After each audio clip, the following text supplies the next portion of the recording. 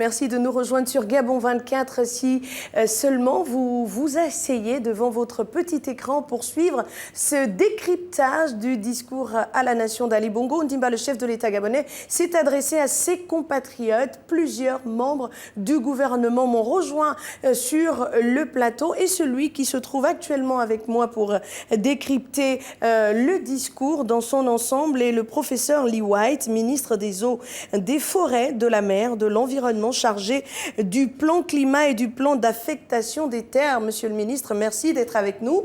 Bonsoir.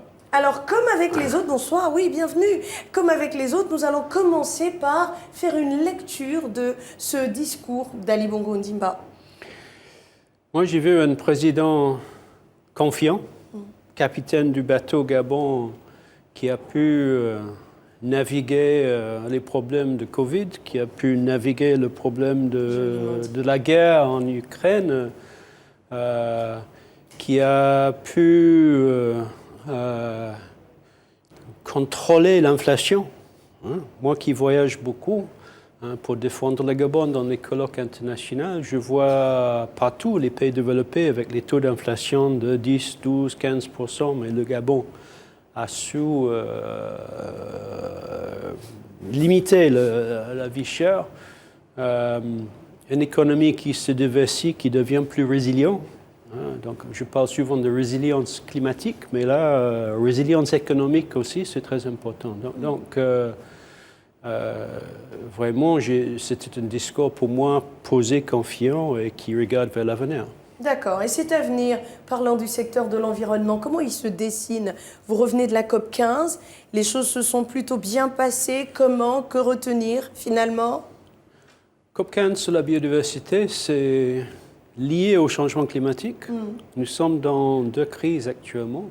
La crise changement climatique qui contribue en effet à tous ces glissements de terre qui impactent le chemin de fer.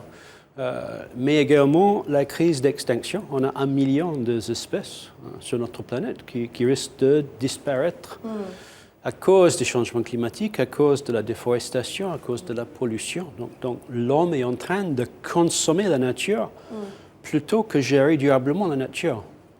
Gestion durable que le Gabon prône tous les jours, que le chef de l'État prône tous les jours, mais qui n'est pas encore adopté par beaucoup de pays.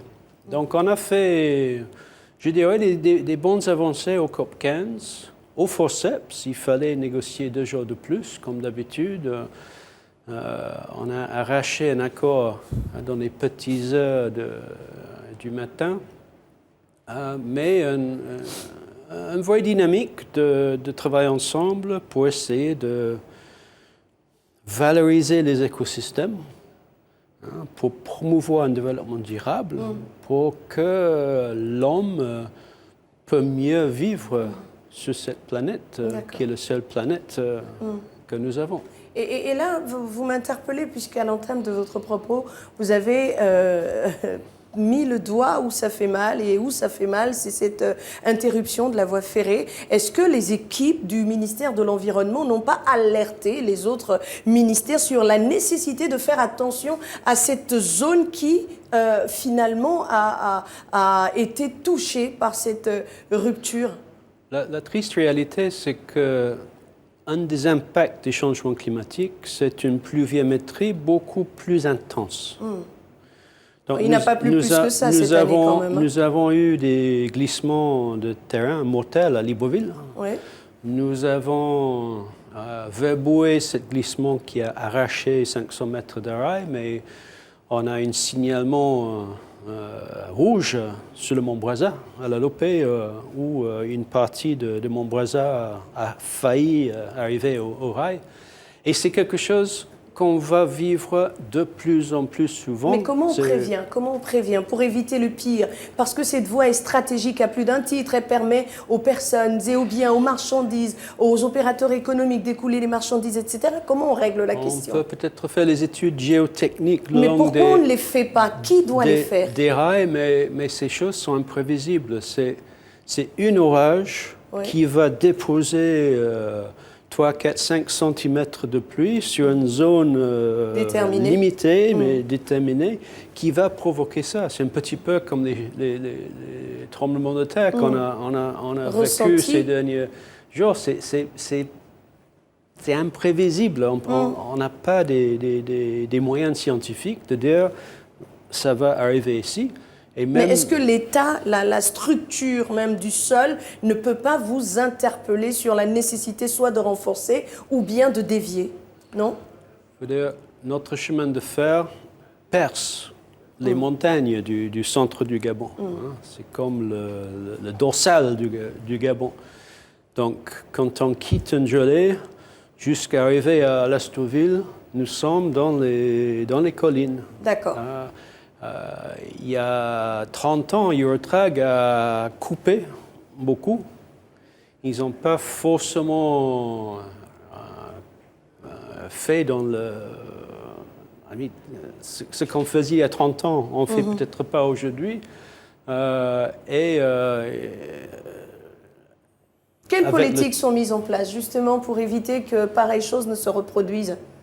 Des politiques dans le secteur par le gouvernement en matière de changement climatique, on sait, et le changement climatique a bon dos, tout ce qui arrive lui est collé, jeté à la figure comme ça. Est-ce qu'aujourd'hui, il y a une véritable politique de soutien ou de maintien de ces parties-là qui sont sujettes ou soumises à des changements climatiques?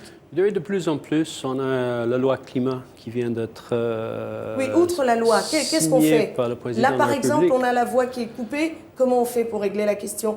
Votre collègue a déjà dit qu'il y a un plan d'urgence qui a été mis en place. Mais surtout, tout le long de la voie, est-ce qu'il n'y a pas d'autres zones à risque que l'on devrait protéger? Absolument, mais protéger, c'est très compliqué. On ne peut pas protéger, on ne peut pas se protéger de ces changements climatiques, de ces pluviométries. On peut commencer à reprofiler à côté du chemin de fer. Donc, je pense que c'est ce qui est fait avec le plan de renouvellement de notre voie. Il faut identifier toutes les zones à risque et il faut faire les travaux avant le pire. D'accord. Alors, on revient quand même sur, parce qu'on a voulu embrayer un peu sur ce que vous avez dit, mais revenons sur la COP 15, cet accord qualifié d'historique qui a été signé par 196 pays lors de cette COP sur la biodiversité à Montréal. Vous l'avez dit, un fonds plafonné à 20 milliards de dollars par an, alors que le reste de l'Afrique attend 100 milliards de francs. Ces 20 milliards, pourquoi? Ces 20 milliards serviront à quoi? Et qui va gérer quoi? Quand? Comment? Au COP 15, il y a eu beaucoup de débats sur le financement. Oui. C'est souvent ça le nœud de la guerre. Il y a eu des engagements sur l'aide au développement de doubler et puis de tripler. Donc d'aller de 10 à 20 et de 20 à 30 milliards avant 2030. On a également reconnu un gap de 700 milliards de dollars américains qu'il va falloir combler en changeant les subventions qui sont négatives pour l'environnement, mais également en amenant le secteur privé à investir dans la biodiversité. Donc aujourd'hui, on commence à mettre en œuvre un système où chaque société va être responsable de ses émissions de CO2. Très bien. Et on va maintenant vers un autre système où ils vont également être responsables des pertes de biodiversité qui sont provoquées par leurs actions. Et ils vont être obligés de les compenser. Donc si on va ouvrir le mine de Belinga et on va décaper, au même temps qu'on exploite, on va également restaurer quelque part pour qu'il y ait un équilibre. Tout à fait. D'accord. Parlons des crédits carbone. Alors, c'est l'un des gros chantiers en 2022. On a entendu crédit carbone. Il y en a qui se sont dit, c'est quoi ça encore? Est-ce que le Gabon on dispose? Et oui, si le Gabon les vend, à qui profite finalement l'argent? Des questions aussi essentielles qu'importantes. Alors, qu'avez-vous à nous répondre? Les crédits carbone, ils existent. Ils sont au nom de combien? À qui profite l'argent de la vente? Lors du COP27, oui. On a eu la validation définitive en Égypte de nos crédits carbone. 90 millions de tonnes de crédits carbone gabonais validés par la Convention climat des Nations Unies. Ces crédits créés par le ministère de l'Environnement ont été transférés à notre fonds souverain, FGIS, qui va être responsable de les vendre, de les monnayer. Donc, ça fait 6 semaines que nous avons créé 90 millions de tonnes de crédit carbone. Nous avons déjà tombé d'accord sur on peut dire une fontaine de répartition de revenus. On va réinvestir 10% dans la forêt pour continuer à créer d'autres crédits carbone. Combien ça rapporte déjà 90 millions de tonnes? C'est ça la grande question. Prix de marché, $14 à peu près. Donc, par crédit? Par crédit. D'accord. Mais ce n'est pas sûr qu'il y a assez d'acheteurs. Donc, on est en train d'étudier maintenant le marché. Maintenant qu'on a nos crédits. Bête, à quoi sert un crédit carbone pour le plus grand nombre? Des sociétés qui émettent des CO2, qui n'arrivent pas assez rapidement à réduire leurs émissions, ont la possibilité d'acheter des crédits pour compenser les émissions. D'accord, c'est fait. 90 millions, ça va rapporter combien au Gabon? Et à qui profite cet argent? Vous avez commencé par 10% à la forêt. 10% pour la forêt, oui. 15% pour les populations rurales. Voilà, qui vivent dans ces endroits. Voilà. 25% pour le fonds souverain qui va être investi pour les générations futures. D'accord. 25% pour servir, pour payer notre dette, qui va libérer de l'argent pour faire d'autres choses. Pour développer le pays. Et 25% dans la loi de finances pour les projets éducation, santé et résilience climatique. Les 15% qui sont dédiés à la population ou qui seront reversés à la population, quand est-ce que cela commence?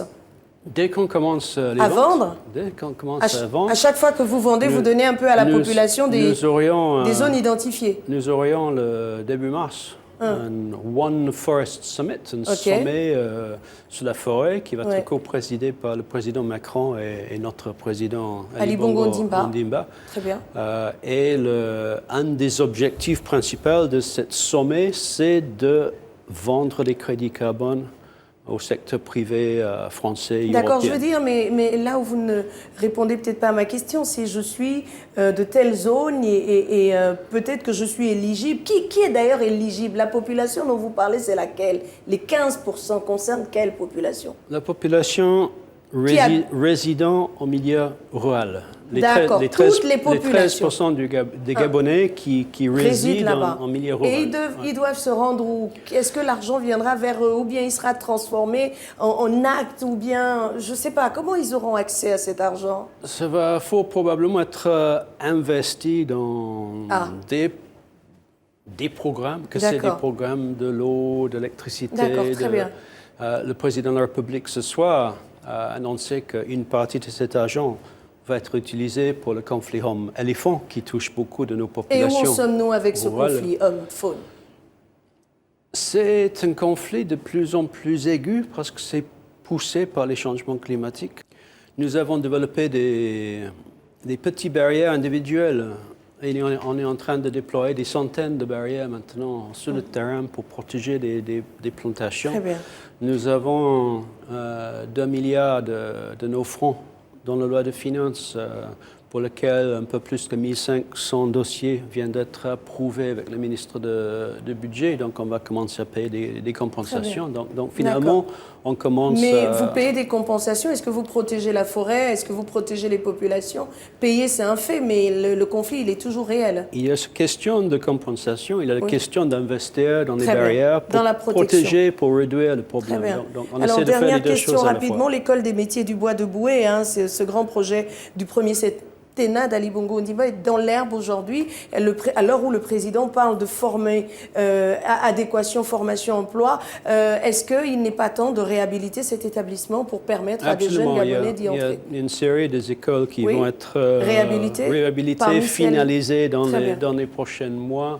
Merci. Et ça fait un des C'est sites l'une des prioritaires. écoles retenues. Très bien. Lee White, ministre des Eaux, des Forêts, de la Mer, de l'Environnement, chargé du plan climat. Il est également chargé du plan d'affectation des terres. Il était sur le plateau de Gabon 24 pour décrypter ce discours à la nation d'Ali Bongo Ondimba. Merci d'avoir été avec nous, monsieur le ministre. On continue le décryptage avec un autre membre du gouvernement.